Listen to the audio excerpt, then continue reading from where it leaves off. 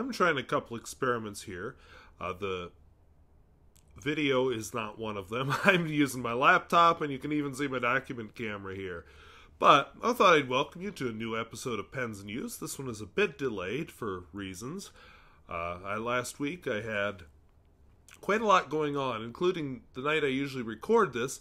I had a dance to help chaperone and take pictures at. And actually, that's part of why I'm recording on the laptop. Part of that equipment is still at school, even though it's mine. So, pens in use. Well, you can see a small selection of them right here. Actually, this is a big selection of them. So I'll start with this guy. And I'll set the rest of this mess aside. This is a cheap disposable pen. Just a few cents, maybe $1 at the most. It's a Thornton's Novice. The Thornton's Novice is sort of like a Pilot Varsity. That's honestly what it reminds me of. It is a type of pen I'm evaluating kind of as a cheap giveaway type pen that I could give people. And it comes in many colors. Now all I have is the black. Alright, so Thornton's Novice, it's a fine point and it's black. I'm holding this a bit uncomfortably because of the whole camera situation here. Now, one that's worth mentioning, it is currently empty. I used and emptied out the Pilot Aurora, I'm sorry, not Pilot at all, the Aurora Gemstone Style. It's a broad nib pen. Mainly I emptied it out. There's a surprise coming. I found a vintage Aurora 88. Now, the modern Aurora 88 honestly doesn't do much for me. The Aurora Optima definitely does. Doesn't matter, they're both way out of my budget. This vintage one was not. This vintage one was within my budget. So, it's on its way. It's actually kind of attractive in its own way. The vintage thing was definitely appeal, but I'm very curious about it. So, yeah, I had to ink this guy up. And, yeah, nice pen. I need to ink it up more often, honestly. Speaking of pens I inked up, I did a whole bunch of Christmas cards this past week. Again, problem here. That was not on my fingers when I started recording this. This is a Noodler's Nippon set, the one I won in a contest that started off this whole thing. I had it inked with J. Herbon 1670 Rouge Hematite, and it seems to leak out of the cap here, which is what I said ew about, because it is clean. The rest of the pen is clean. There's still a lot caught in the cap, so I'm going to go back to soaking it now after this video's done. Darn. Okay, we'll set it there. And by the way, the Rouge Hematite, I'm not the biggest fan of those sparkly inks, but I like the Rouge Hematite because it has a green sheen more than anything. It's not sparkly, it's sheeny. Whatever you make of that. Alright, speaking of pens I'm trying out, I have a Malarkey fountain pen because I was trying out, with Christmas season coming, a couple of cheap fountain pens that I could give away to people who are interested in them. Well, look at this. This pen was writing nicely last night.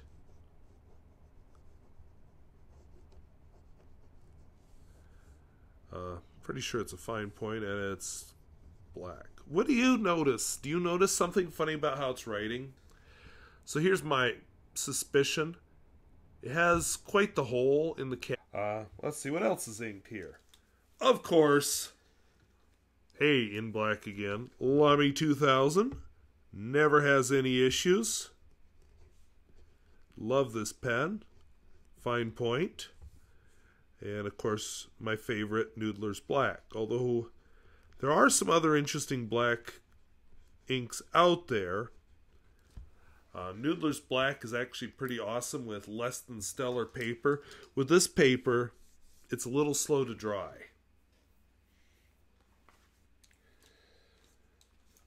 Here's an interesting one. This is, let me lay the pen down first, my Kaweco Dia. I reviewed this a long time ago. It's a 1930s vintage pen. I recently inked it up with a kind of an odd ink. So this, let's write the name here. Kaweco. Wow, that looks like an S. Kaweco Dia 803/07, and it's an oblique fine nib, and it's inked up with KWZ. Wait for it. I don't know. I ordered a bottle of KWZ ink. It arrived.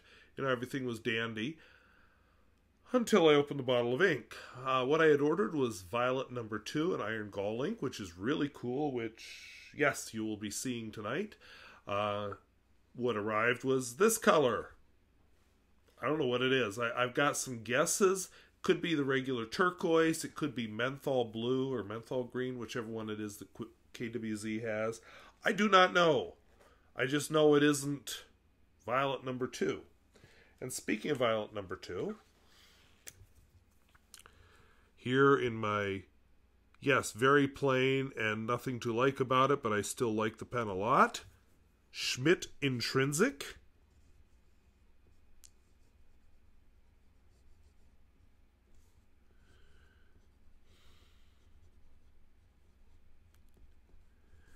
Broad nib. This is full of the actual Violet, KWZ, sorry. Iron Gall, wow, I left no room for anything. Violet number 2.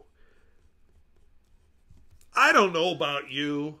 I'm thinking those inks look a little different.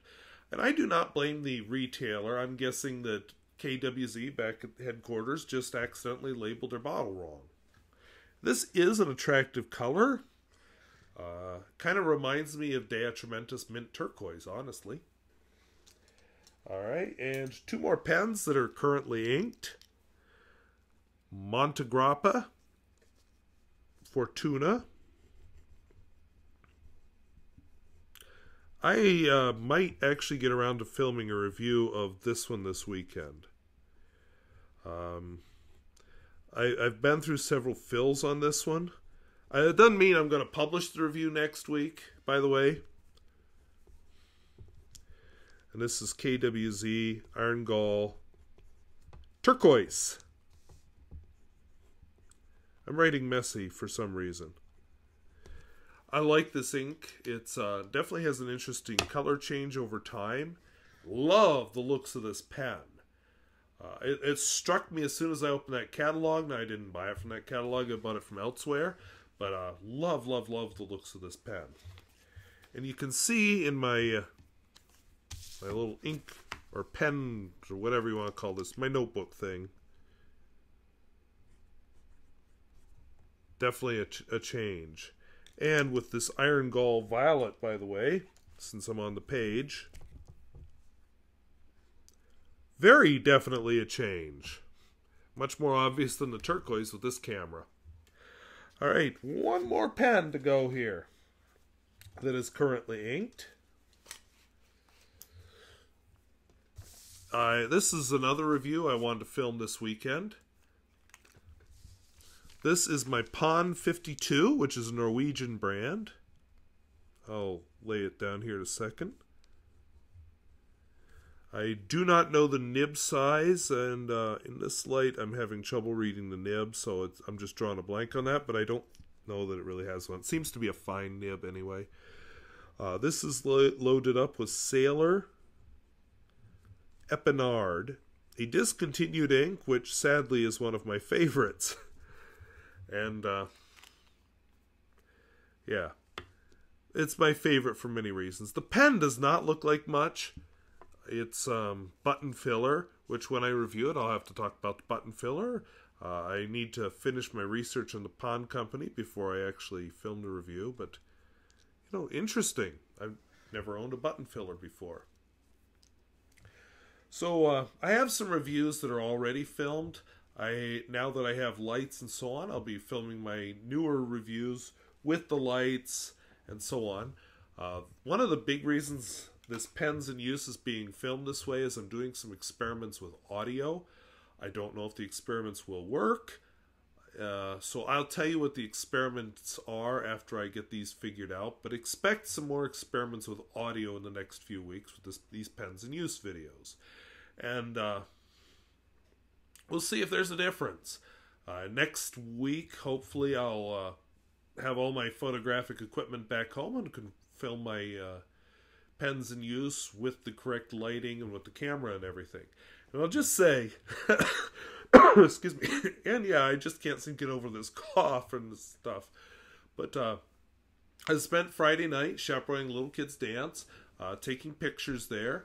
I got to use the new lights with the pictures. I think I was able to shoot at a much lower ISO, which was wonderful. Few things I need to figure out with the lights to get the coloring a little more natural.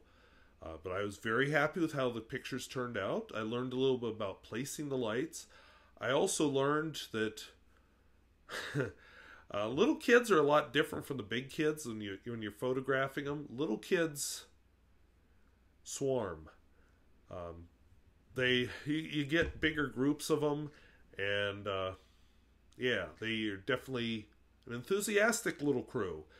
These were 4th, 5th, and 6th graders. Camera had to get set a bit lower. The lights had to be tilted down a bit. You know, it was a lot of different little things I just hadn't thought of. Also, these small children are a little rougher on a cheap temporary set. So I'm kind of thinking, since I always do it in a certain doorway, I may get just a cheap shower curtain rod, one of those that you can put in and take out, and oh, what's the word I'm looking for? Not portable. You don't buy a portable shower curtain rod, but adjustable. Anyway, one of those that can be taken out. It's not screwed into the wall, and then maybe a black sheet or a dark blue sheet or something that I can just tape decorations to if I feel the urge. So anyway, a lot of things to learn from the photographic side, but hopefully in the end my quality will improve. The lighting definitely improved. I wouldn't mind having a couple speed lights. I have one, but it didn't work so well with these bright lights. Yeah, need to experiment, but it was worth it. So anyway, this has gotten a little bit long, and I look forward to talking to you on Wednesday. I'm not 100% sure what the heck I'm going to be uploading Wednesday. I have a few videos already filmed. One of them is the Pilot Custom 743. Yeah, totally drawing a blank what the other one is, but I'll probably upload one of those. And so anyway, let me know if you notice any difference with the sound. Like I said, I'm still doing some experiments. After I've got that figured out, I'll let you know what the experiments are. So I thank you for watching. We'll see you later. Bye-bye.